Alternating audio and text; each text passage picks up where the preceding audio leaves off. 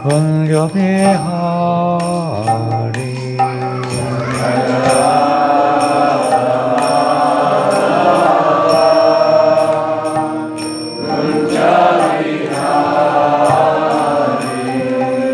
Hare Krishna, Hare Krishna, Krishna Krishna, Hare Hare, Hare Rama, Hare Rama, Rama Rama, Hare Hare. Krishna, Hare Rama, Hare Rama,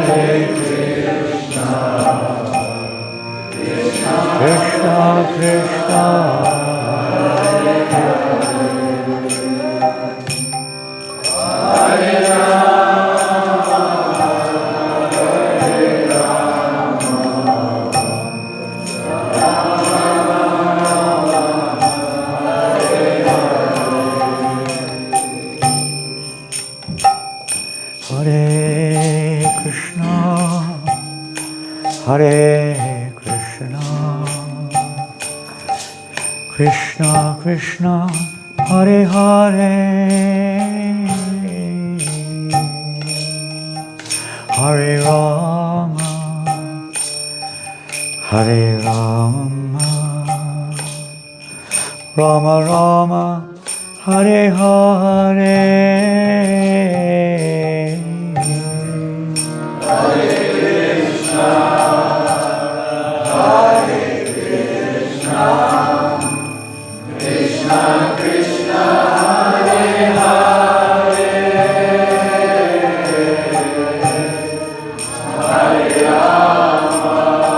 Hare Hare, Hare Rama, Hare Rama, Rama Rama, Hare Hare, Hare Krishna, Hare Krishna, Krishna Krishna, Hare Hare, Hare Rama, Hare Rama, Rama Rama, Hare Hare, Hare Krishna, Hare Krishna, Krishna Krishna, Hare Hare, Hare Rama, Hare Rama, Rama Rama, Hare Hare. Hare Krishna, Hare Krishna, Krishna Krishna, Hare Hare, Hare Rama, Hare Rama, Rama Rama, Hare Hare, Hare Krishna, Krishna Krishna, Hare Hare, Hare Rama, Hare Rama, Rama Rama, Hare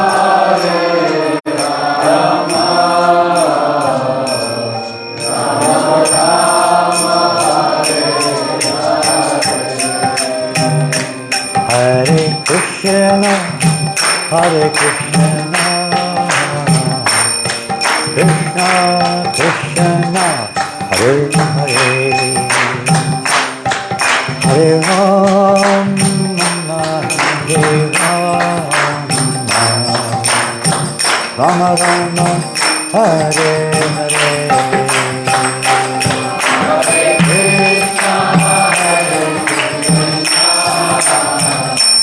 Krishna Krishna, Hare Hare, Hare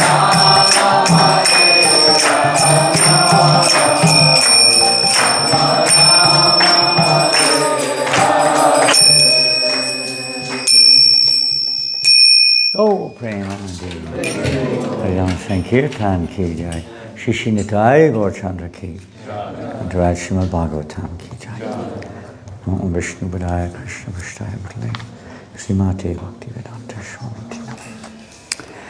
Namaste Saraswati Devi Gauravani Pacharine Namaste Sanjavari Pastichak Deshatari. Om Namo Bhagavate Vasudevaya.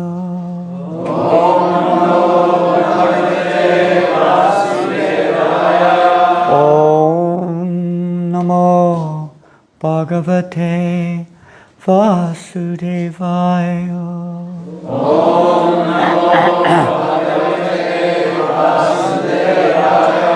Om Namo Bhagavate Vasudevaya.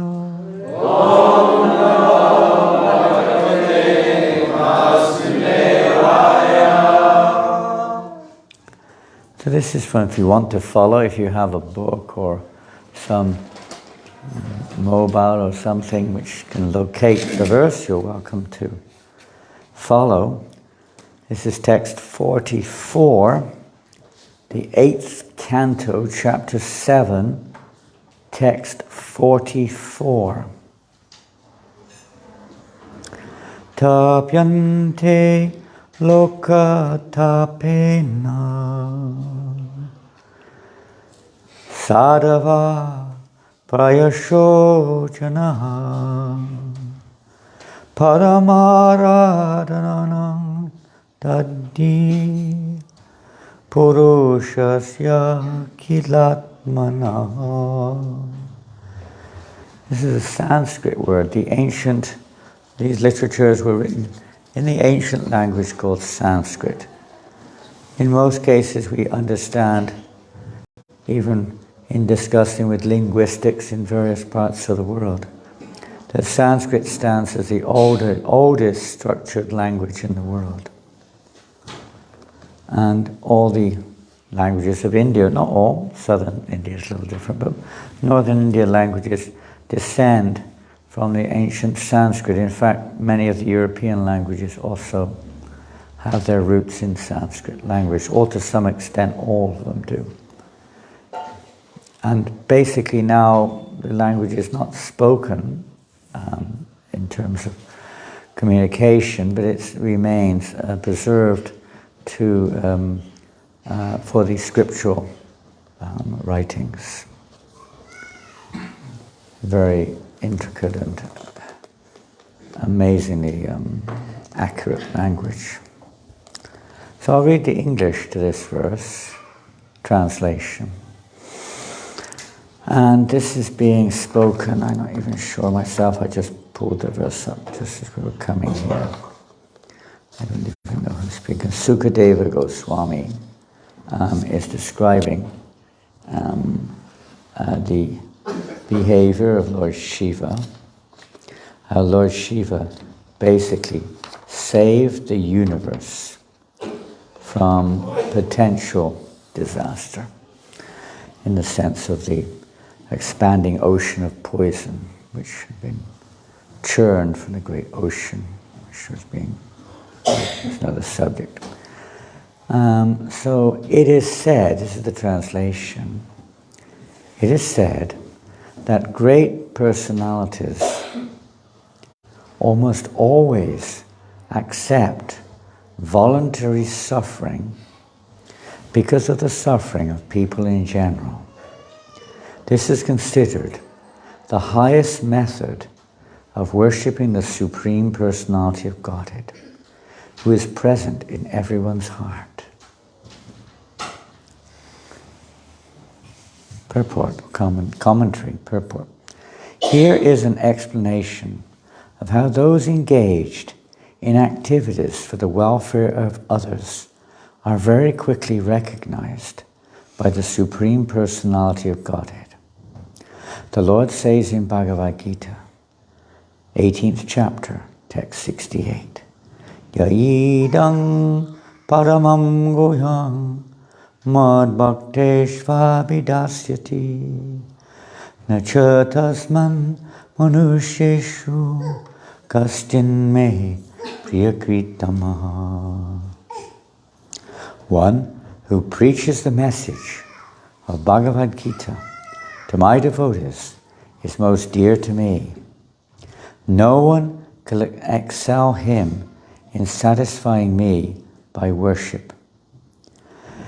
There are different kinds of welfare activities in this material world, but the supreme welfare activity is the spreading of Krishna consciousness. Other welfare activities cannot be effective, for the laws of nature and the results of karma cannot be checked. It is by destiny or the laws of karma that one must suffer or enjoy. For instance, if one is given a court order, he must accept it, whether it brings suffering or profit. Similarly, everyone is under obligations to karma and its reactions. No one can change this. Therefore the Shastras say, Tasyaiva heto prayateta kovidao na labhyate yad brahmatang uparyadaho. One should endeavor for that which is never obtained by wandering up and down the universe as a result of the reactions of karma. What is that? One should endeavor to become Krishna conscious. If one tries to spread Krishna consciousness all over the world, he should be understood to be performing the best welfare activity.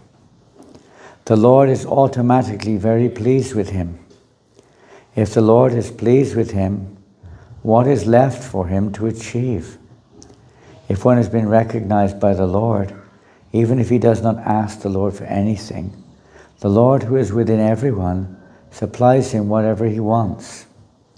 This is also confirmed in Bhagavad Gita.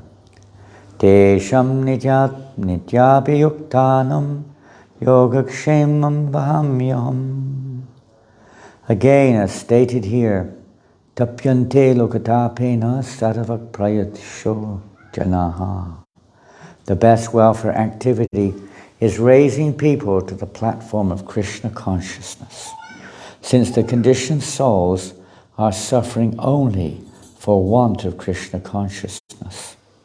The Lord himself also comes to mitigate the sufferings of humanity. Yada yada hi dharmasya glanira bhavati bharata abhutanam dharmasya tadatmanam srijamyam paritranaya sadhunam vinashaya chadushkitam dharma samstapanartaya sambhavami yuge yuge. Whenever and wherever there is a decline in religious practice, O descendant of Bharat, and a predominant rise of irreligion, at that time I descend myself to deliver the pious and to annihilate the miscreants, as well as to re-establish the principles of religion. I advent myself, millennium after millennium. All the scriptures conclude, therefore, that spreading the Krishna consciousness movement is the best welfare activity in the world. Because of the ultimate benefit this bestows upon people in general, the Lord very quickly recognizes such service performed by a devotee. This is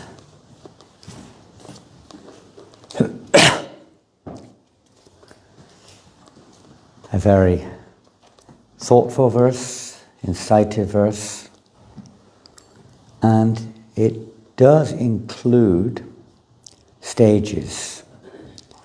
In other words, Srila Prabhupada, our spiritual teacher, has mentioned here in the purport that there is welfare activity in different modes of nature. Welfare, to see to the well-being of other living entities, to try to alleviate their sufferings, to try to evoke happiness or bring happiness to their lives. So this is endeavoured in all the modes of nature, even the mode of ignorance, to try to bring satisfaction to somebody who is perhaps addicted to wine, liquor, or drugs, or whatever it may be. From that person's point of view, may not be the same as the giver, but the intention is to try to help that person to achieve, of course, from the giver's point of view, it may be a higher or a more, more mode of goodness way of life, but generally not. We give charity to such individuals, and usually, unfortunately, it's used to further their particular behavior patterns, usually.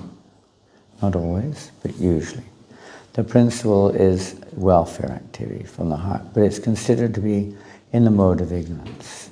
The mode of passion is to further the various motivations, agendas of whatever society is one in, to create schools which further the education system, passionate education system, to entangle people further and further in material existence.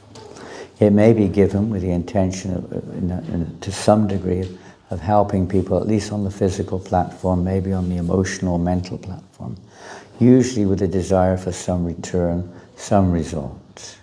Then there's charity in the mode of goodness, which is genuinely given without any expectation of anything in return, with the intention of trying to improve the environment, improve society, the quality of life, maybe a little bit of religiosity involved, etc., etc.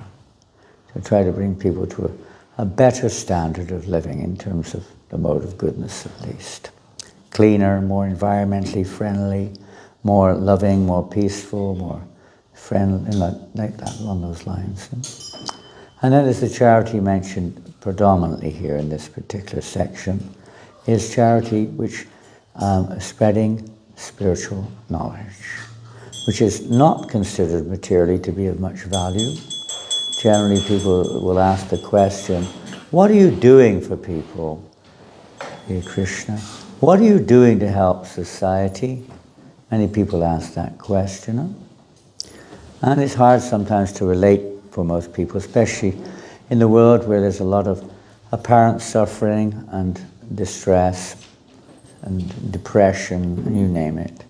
So the difference being is that the welfare activity, which is not totally discouraged even in the Bhagavad Gita, Krishna does in the 12th chapter of the Bhagavad Gita, as a particular level. He's given the alternative for the personalities who are still very materially inclined to at least give something with, in charity to some useful cause. Prabhupada says this can be the beginning of our, let's say, sojourn towards spiritual life. So it's not totally discouraged, but it's not something which is a solution in of itself. But it may help us to become a little less self-centered, a little bit more concerned for the welfare of others, etc. So the real welfare, however, mentioned here is to spread spiritual knowledge.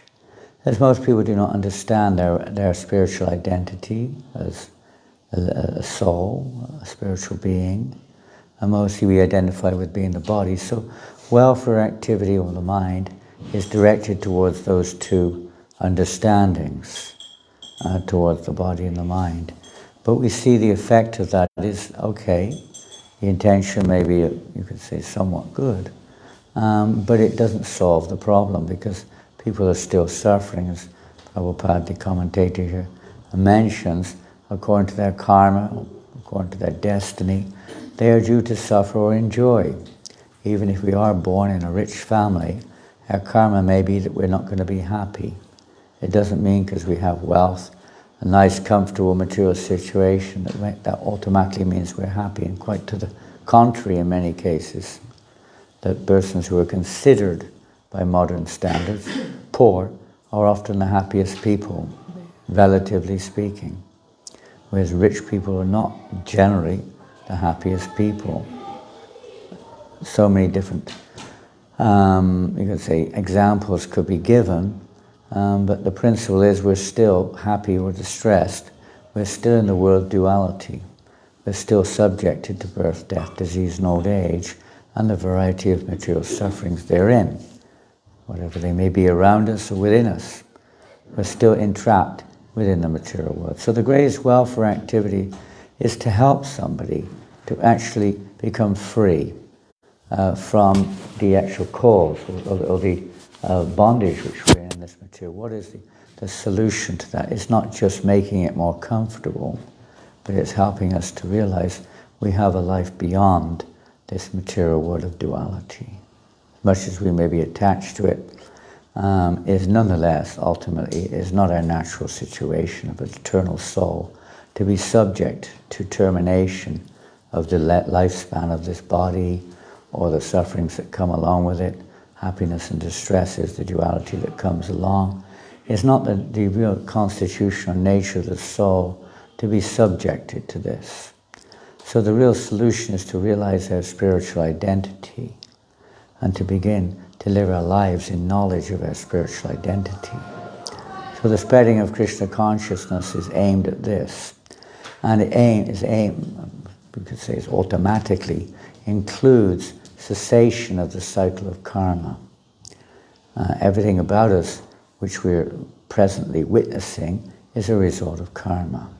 Even the thoughts that are in our minds, the tendencies which we have, we are not this, we're not that. We tend to call ourselves by different designations, but these are temporary designations according to our particular karma of the time.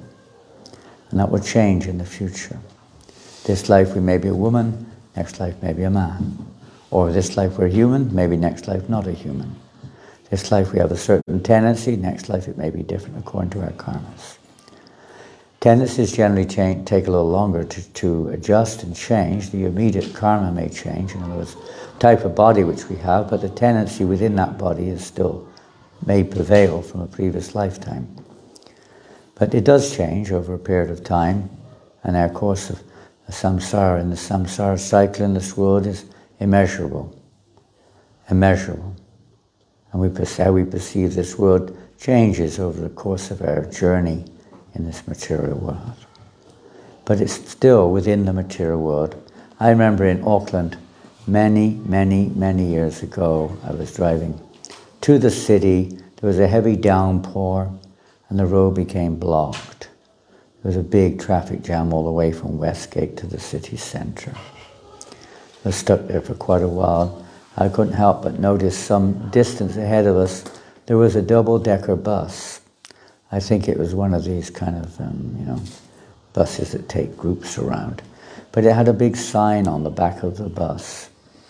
And in the material world, we have a saying, perhaps you have it here, but in England and Europe, they have a saying, they call it, the rat race. It's the endeavor to go up the corporate ladder or to be successful or to make it in this material world, to become a winner in the material world. So it said, even if, the sign on the back of the bus said, even if you win the rat race, you are still a rat. And even if you get to the top of the pack, you're still in the pack. Where do you get to? You're still conditioned soul, struggling with our senses and mind, trying to enjoy the objects of the senses, trying to wonder what it's all about. What's it all about? Goes back a few years.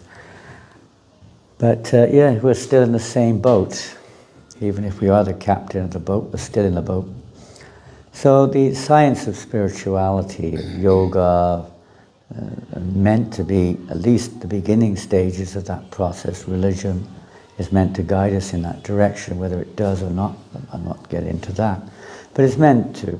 But genuine yoga practice is not some health exercises to keep us healthier within this material world, but rather it's to help us to realize our real identity, our spiritual identity, and to link or connect with the Supreme. And that brings an end to all problems. You don't have to struggle with poverty, with environmental problems, with emotional problems, or whatever else, physical problems that we have to undergo, problems or sufferings from nature and so on. These are all born of our contact with the material sense objects. But when we realize our spiritual identity, although we're still in the material world, you could say, one does no longer have to be affected by all these dualities, both within our own consciousness and in the world around us. It's full of it. Contradictory philosophies, doctrines, this, that, the other, being pushed this way and that way through social media or advertising techniques or educational techniques or social pressures or whatever it may be. It's hard to remain undisturbed in the midst of all of this. Not to speak of all the other dualities which are going on in the ethereal atmosphere, etc. So many disturbing vibrations may be there, and other individuals who have particular agendas which they want to impose upon us. On and on we could go. We won't. We'll leave it at that. But with spiritual understanding of our self, our real self, not just the body and mind, not even the intellect, not our false ego either, but our true ego, our true nature, then there's no longer any need to continue pursuing a life to try to adjust things and try to enjoy our existence in this material world, because one will be fully satisfied with one's own self. So how does this fit in? Lord Shiva, here in this particular incident, it's a very, we could say, interesting scenario, something which we may think is just mythology, which probably most persons do if they come across it. At one time there was a great gathering of the demons and the demigods in the universe, not just in this planet, in the universe, who desired to churn the great ocean. There's a great ocean called the Milk Ocean in this universe. They wanted to churn it to get nectar, to produce nectar. We're always doing this in a different way. We're always trying to mix things together to get bliss, nectar, happiness, etc. So we do it on a small scale, and we're willing to compromise even with persons we don't necessarily like to try to get some kind of satisfaction or some kind of higher pleasure. So they were doing that, and it's a long story, but in the course of their churning, all kinds of intensely poisonous liquids came to the surface of the ocean. Dreadful poisonous, and it could have really poisoned the whole universe. But Lord Shiva, who is most merciful, most kind to all living entities, took it upon himself to save the universe, and he swallowed this ocean of poison, basically like an ocean in fact. He swallowed it. His throat, he's known as Nilakanta, his throat is blue because there he's containing this poison. For him, he can do it. He's not an ordinary living entity, he's an expansion of Godhead. He has his ability to do things we cannot. He's not like we are. If we take a little poison, we're dead. But he's powerful, supremely powerful practically. So he did this for the welfare of the universe. It's not that he liked the taste of it, that he wanted to get intoxicated or something, but he did it for the welfare of others. And this is the nature of a person in knowledge. They do not like to see others suffer. Materially speaking, we don't like to see others suffer. Now that's a good thing, but it's not a solution in of itself. You have to understand why people are suffering, or why there is suffering, let's say, not just people, all entities. Why? Why is there birth and death? Why is there karmic reactions in various ways? So it's one thing to understand why, is another thing we could say to find a solution to this. So those who are really compassionate, they know why also, but they predominantly emphasize the solution. How to relieve people, how to bring the satisfaction and the love which we are all hankering for in our heart of hearts. Because they have it, they can give it. If we don't have it, it may take practically eternity to discover. It's not an easy thing to find, especially with material senses and material mind. But the great personalities, the scriptures give us directions, but the great spiritual masters or great spiritual teachers, the realized souls who do come into this world. Krishna himself, as it says here, sometimes comes into this world himself for this reason. But primarily it's great saintly persons who bring this relief, who not just a relief from whatever condition we're in, but they bring the actual, you could say, nectar which we're all hankering after. The pleasure, the love which we're all aspiring for. They give us that most valuable objective in such a way, and we become free of the causes, not just the effects.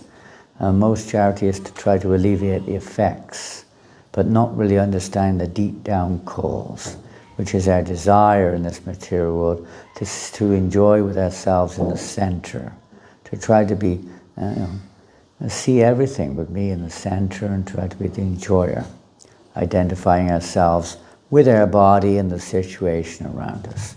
And thus we become implicated and entangled in karma. So these great saintly persons, they don't stop. If we see in the Bhagavad Gita, Krishna says, don't stop them in their work because they're ignorant, but try to engage them in activities which will help to gradually elevate their consciousness. It's a change of consciousness, how we see things and how we relate to things. And then everything starts to take a different dimension, a different perspective. And we start to act in, not necessarily act in different ways, but act in different consciousness. Live our lives in different consciousness.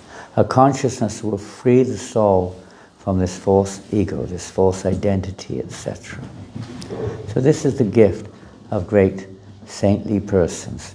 And they're willing to sacrifice their lives for the welfare of others in this direction, to bring us, or give us the chance to get out of this material birth, ocean of birth and death, ocean of dukkhalayam shashvatam, place of temporary suffering, to free us. And that's their choice. They're not going to force. They'll do everything they can. Just like if you see somebody who's blind walking across the road, you'll do everything you can to try to protect them from being run over by a car. They may not agree with this, but you'll try to help them. Or walking over the cliff or whatever it may be. Or a child doing something which is obviously a dangerous thing to do.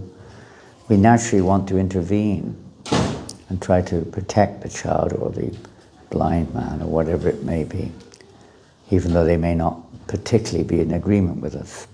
So naturally one who has this realization does everything they can to help others who are in the darkness of ignorance, to begin, at least to begin their path of realization, begin their path of freedom.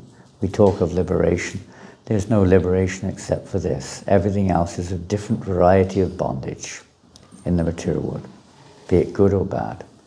So to actually free us from this duality, these great saintly persons undergo all kinds of austerities, all kinds of risks, just like our spiritual master came alone to the Western world to bring this message of Krishna consciousness at the age of 70, with no money, with nowhere to stay, with no followers, simply for the sake of the welfare of other living entities.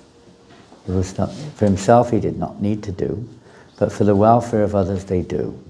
Just like Lord Shiva for the welfare of others. So this is the mission that Srila Prabhupada, our spiritual teacher, has given to the world, to try to uplift our consciousness, to try to connect us with our roots, try to understand our true identity, to act in such a way as to release us from birth, death, disease, and old age, and suffering therein, and to help others also. As Prabhupada mentions here, no one is more dear to me than one who tries to spread this message of Bhagavad Gita.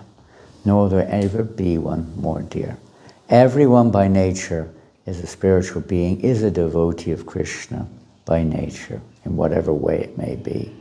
Right now we're a devotee of Krishna's material energy, trying to enjoy his energies. But that's the cause of our being implicated. But once we realize the truth about these energies, about our nature, then one's no longer implicated.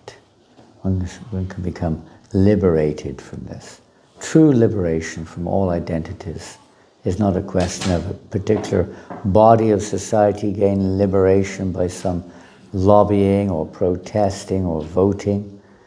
that's not real liberation at all, because we're still, as we heard earlier on, we're still in that bodily concept, or we're still a rat if we're in the rat race.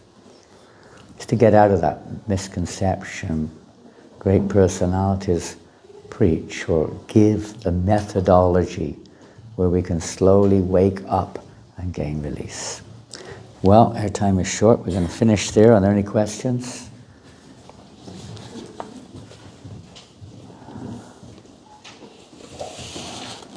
Yes, Haribol. Vada? Vadaka. You're not running the restaurant anymore, are you? I am there last week, next week. Still have a restaurant? Yeah, I was there, I cooked for 2 years, but now it's sold to a new owner, so I will be 1 more week there. Haribol.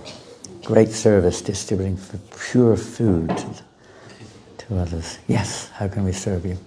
I was just thinking with this verse, there is, Srila Prabhupada states that karma, only by karma a person can accept suffering.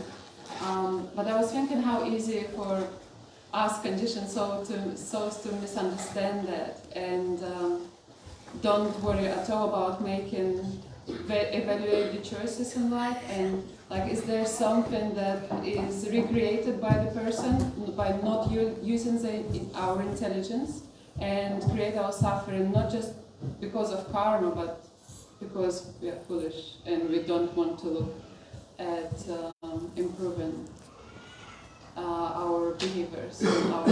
Well, karma is a very intricate subject matter, isn't it?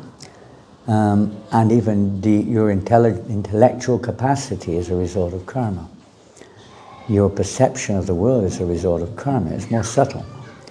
And of course that can change by association. It modifies over your journey, but especially that's what we're hoping that we can offer a little bit of, is a change in a different direction, not just a mode of nature within the material world change from one mode to another. That will change all the time. But to change to the spiritual perspective. So although karma is there, you could be fatalistic and just say, well, there's nothing you can do, but there is. And that's what this verse is all about. How these great personalities give up their lives, paradukkha, they cannot bear to see others not just suffering, but engaging in activities which cause future sufferings. Or not even suffering from the material point of view, that cause the future. Karma means that which causes the development of a future material body. It's not just an activity or a reaction to one, but it's that which causes the perpetuation of acceptance of material bodies. So those who know their spiritual identity know that your spiritual identity is as much as their spiritual identity is. Not that we just haven't realized it, that we have a spiritual identity. So they simply live their lives to try to awaken that within us. His capacity is within you, me, and everyone else in the universe to realize or to understand their spiritual identity. So their intelligence is connected on the spiritual platform. And by their presence, it can awaken your spiritual intelligence too. So no matter what your karma is, doesn't matter what it is, it could be due to the past, bad or good, whatever. It's when it's no longer implicated or so much affected by that. There's another angle too, is that the Lord himself is always, this mood of compassion comes from the Lord. It comes from Krishna, it comes from Radharani, that they're always thinking of how. So lessons are there. The Lord places persons in different situations to try to realize and learn lessons, not just to reward them for their karma. So there's another aspect there. So especially with those who are on the spiritual path, you will find yourself in different situations sometimes which may not be strictly karma. They're the Lord's arrangement to help remove or change the mentality or the attitude which causes us to identify in such a way and consequently act or relate to the material energy or people within the material world in such and such a way, will change your perspective. And as your perspective changes, naturally you'll be able to awaken or give others the opportunity to see things differently also. So there's the personal side. We're not here just because of karma only. We're here because of free will and desire as well. Once we're here, then karma becomes the predominant factor. But in the human life, we're given some free will has its exercise. Just like, since you could say karma or not karma, but a living entity has a chance to follow directions which help us to become free of karma or not to follow. You have a choice, some choices there. Some existence of free will is there for the living entity. But most people, they've given their free will to following the path of their mind, which is a result of karma. We have to rise a bit above that. Anything else? What time is the RT? They're ready to blow the horn. Fire away. Blow away. Blow us away. Woo! Thank you very much, Hare Krishna. This book goes back in the temple library, if anyone's dealing with it.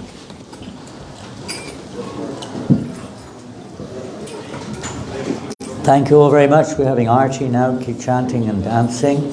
And then we'll have feasting. Prabhupada said the process for self-realization is dancing, chanting,